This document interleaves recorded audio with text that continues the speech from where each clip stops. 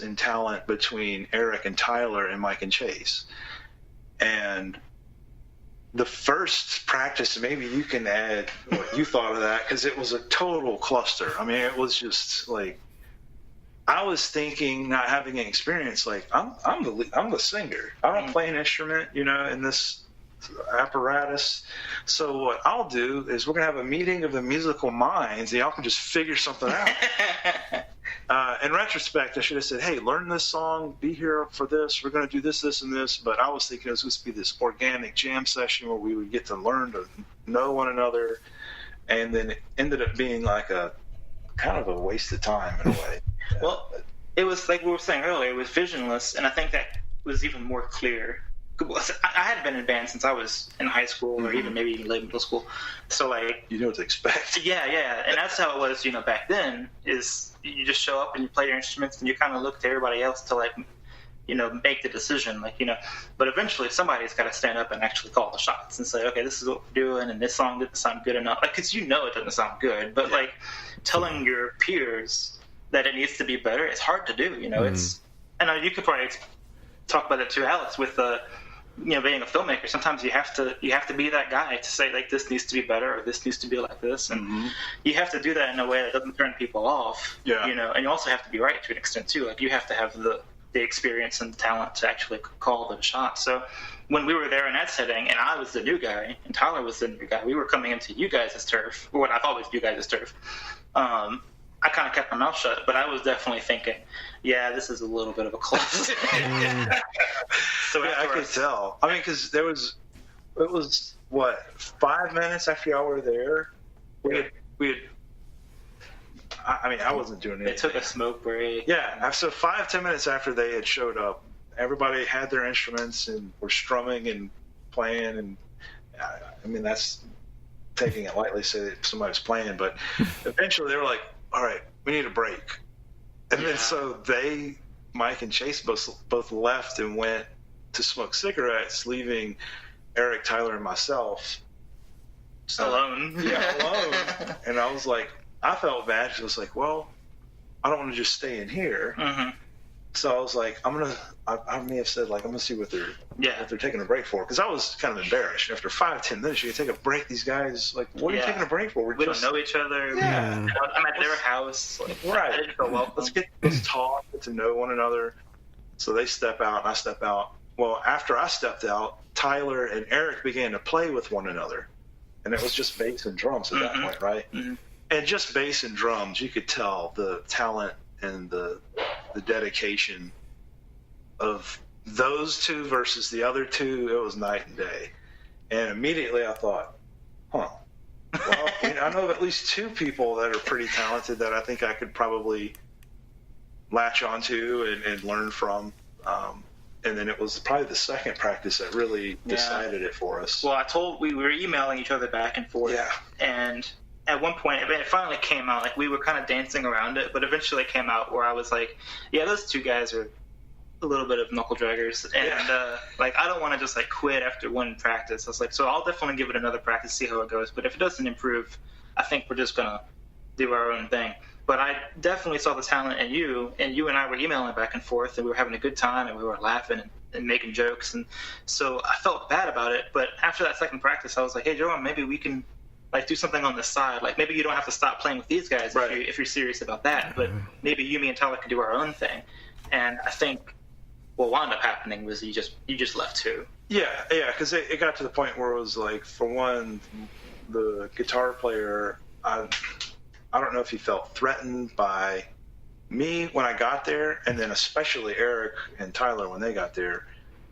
It just didn't seem to be like an environment I wanted to be a part of anymore, even though I really appreciated them giving me the shot to sing for them and all that. I really did enjoy it, and I learned a lot from it. Yeah. Creative differences, right? Yeah, exactly. Mm-hmm. And then I met two guys in which were far more similar in how we think and act, and the music we appreciate, and it worked out. So that was that, and then we asked our dad if he wanted to, because my dad plays bass. Mm-hmm. He was the one, I talked about that in the last interview, he was the one who got me into music, and we all lived together. So I was like, well, I mean, it makes sense to have another instrument there, somebody who can keep up. And so that was 4 people, and we decided that was enough to start a band with, and we started brainstorming name ideas pretty. Well, we started getting our music together first, I guess. Yeah. Because you had some stuff that you had written, and I had some stuff that I had written. Was the psychedelic rock still kind of what the band was going to be? Or did it evolve into something else? Well, I think we have tinges of it. Yeah, I mean, it's still kind of evolving. I don't think any band so really stays stagnant, but like even in just the year that we've been together, or almost a year that we've been together, it's already kind of ebbed and flowed in and out of different styles and genres. So, but yeah, the love of psychedelic rock and the Beatles and stuff like that too, I think is definitely what permeates our music. Yeah, I mean, even if we do take it in different directions sometimes. Yeah, it's not all going to sound like Pink Floyd or Led Zeppelin, that's for sure. But it's just the appreciation of the genre for sure. All right. Well, the important part is how did the genesis of the group's name come about? Well, me and my brother. My brother has a degree in physics with a concentration in astronomy. And so he is super smart guy. Yeah, he's super smart, and we're all really into like space. Like I grew up watching the launches, the shuttle launches, and so we all love space. We love talking about space and science and whatnot, and we read a lot of space fiction and so on. It is the final frontier. But yeah, exactly.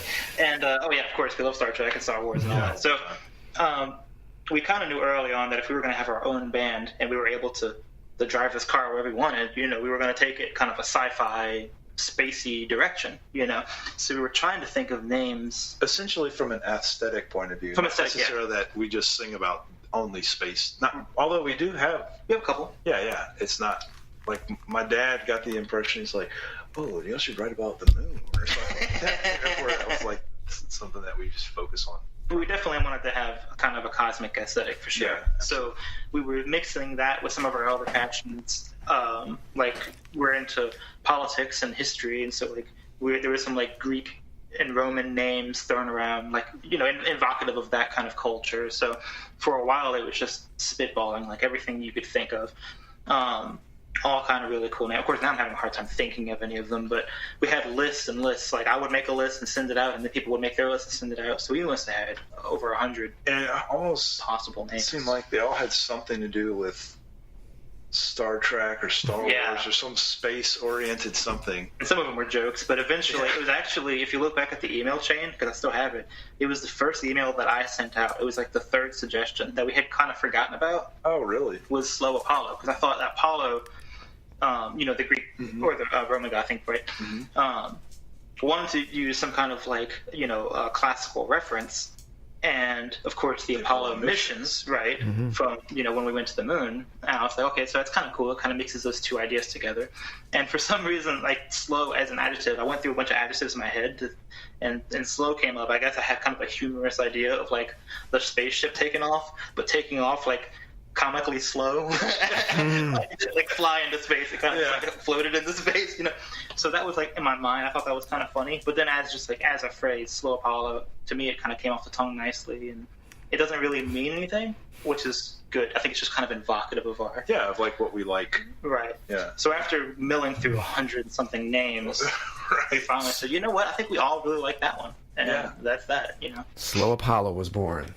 Yeah. Oh, I should also add too. You were doing a bunch of art as we were going. With every time we had a name that we liked, we would do like a little doodle or a sketch to kind of get an idea of maybe what some of the stuff would look like, in terms of album art or T-shirts, whatever else. And that was something too. When you came with Slow Apollo, the art really stuck out too. I was like, I really like what you're doing with that too. So Joram's background in visual arts guided the band too. Yeah. Still does. Yeah, I do. I mean, also something I don't know about. I do pretty much all the art for the band. So usually, what you see, I appreciate that. So what you see that I've done, but not without input. That's for sure.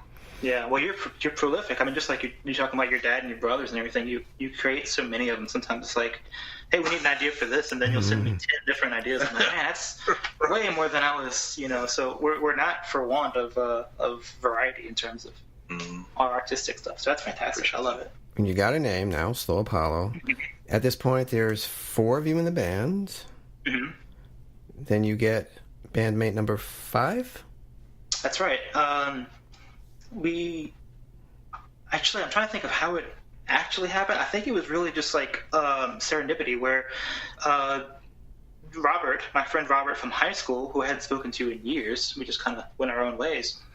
We were in bands. We were in several bands back in high school. He was kind of the beginning of my musical journey, was playing in school bands with him. And I hadn't spoken to him in a while. I had gotten married, had a kid, and I think he moved and came back or something. And we hadn't spoken. But anyway, yeah, a few weeks after starting Slow Apollo, I get a Facebook message from Robert, which is also pretty serendipitous because I don't ever go on Facebook. Right. But I just happened to, and I saw him and responded to it. And we came over and we had lunch together and we caught up on the past. And when I mentioned the band, he was like, well, hey, I'm interested. And so we the next rehearsal, he came by and played. And he's an incredible guitarist. If you listen to the music, he's very good. He's very, very, very good. So it was really just a question of, is he going to fit together personally with us? And of course, not a lot had changed over the years. He was still the Robert that I knew back then, and he's a lot of fun to hang out with. And he's super sweet, super funny, really nice. Yeah, he's a fantastic musician. So he plugged in right away. Mm-hmm. And I think too, it came from us playing the songs, but feeling that we still needed some more. Yeah, there was a gap. Yeah, we needed to fill the music out with another instrument, another person, something. In fact, we would like to get more creative as we go, and I think that's what we've done. And I think adding Robert just kind of added a whole nother aspect to the band, that a whole nother dynamic that I think we were really missing. Mm-hmm. So, who in the band does what? So Joram is the lead singer and co-songwriter. I write the other half of the songs, at least as of now. Anybody is, of course, welcome to. Yeah. But we typically bring the bulk of the music to the state, to the band, and I play guitar and keyboards. My brother Tyler plays the drums. My father plays the bass, and Robert plays the guitar.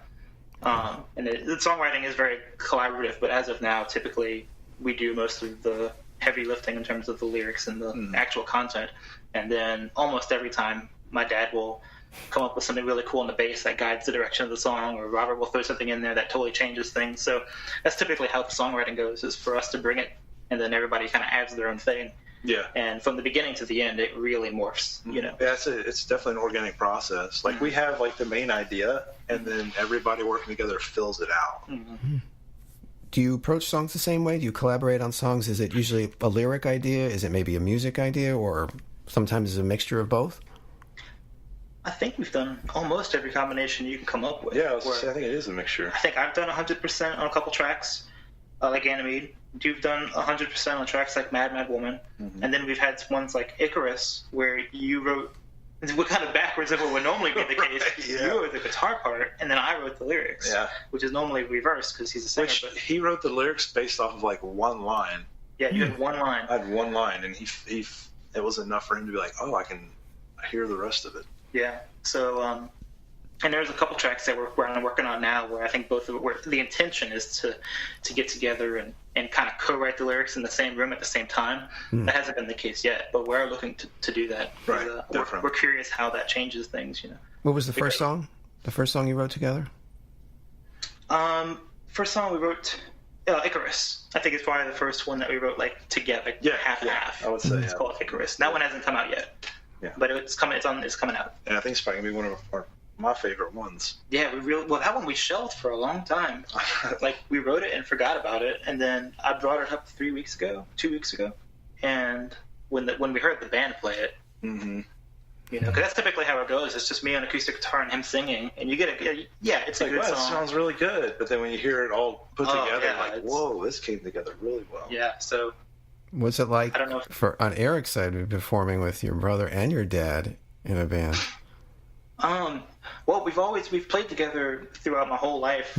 As hobbyists, every now and then I'll be playing something on guitar and Dad will come into the room and add some bass on top. Or when Tyler got his drum set, he would play drums and I would come in and play on guitar. So we had some experience playing together, but it was very kind of like you were talking about with your friend in the garage. It was very just ad hoc, just getting together and jamming. It was typically very simple, And maybe a couple of times in our life we had mentioned actually writing this stuff down and recording it, taking it a little bit more seriously. But no, it's always been very kind of hobby based. And but But the reason